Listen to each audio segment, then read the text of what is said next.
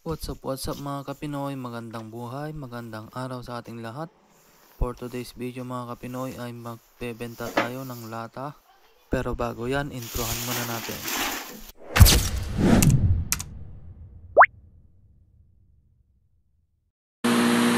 So ayun nga mga kapinoy, ngayong araw ay samahan nyo ako at tayo magbebenta ng lata. Oo mga kapinoy, tama ang dinig ninyo, magbebenta tayo ng lata pero hindi sa junk shop, kundi dun sa tinatawag nilang return machine. At hindi po pera ang makukuha natin sa paghuhulog nitong mga lata at mga plastik mga kapinoy, kundi resibo. Tama po, resibo ang ating makukuha. At yung resibong yun ay pwede nating gamiting pambayad or idagdag doon sa ating pang-grocery. Kaya naman kapag lumalabas kami ng aking pamilya at namamasyal dyan sa mga park, at meron akong mga nakitang mga lata or mga plastic dyan sa daan or sa mga park, ay pinupulot ko ito at iniuuwi sa bahay upang maipon. Dahil nga malaking tulong ito at nakakadagdag ito sa aming budget sa pang-araw-araw. So tara na mga kapinoy, punta na tayo sa ating paghuhulugan nitong mga lata.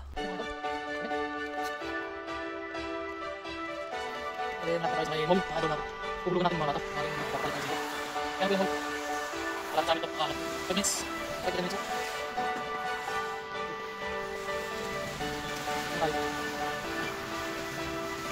Ha?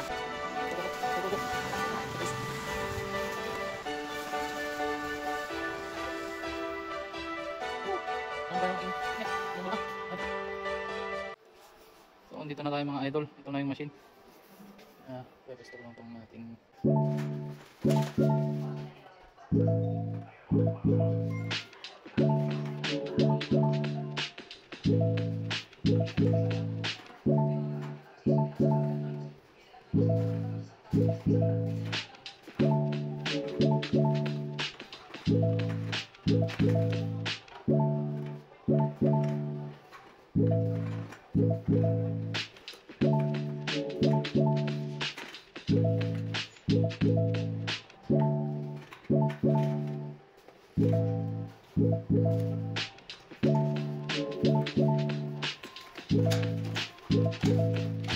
So, mga ludi, ito na yung ano natin, no.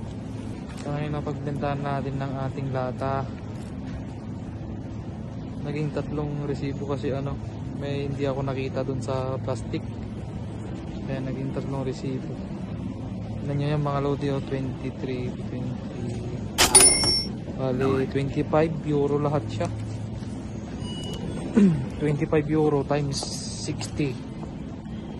Oh, tingnan nyo mga idol kung gaano kamahal ang lata dito at mga plastic ng tubig.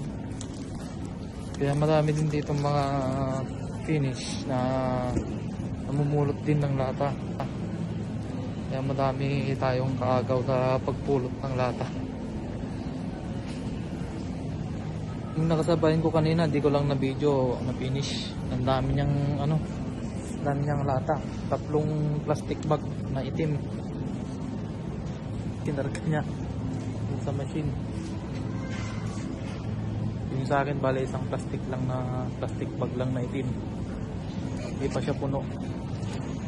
Kukutom na ako ma. Tayo pagkain. Mga tadyayan niya. Ha?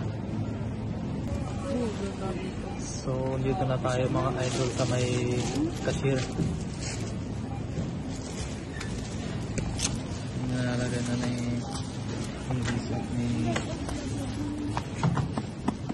kailangan na lang na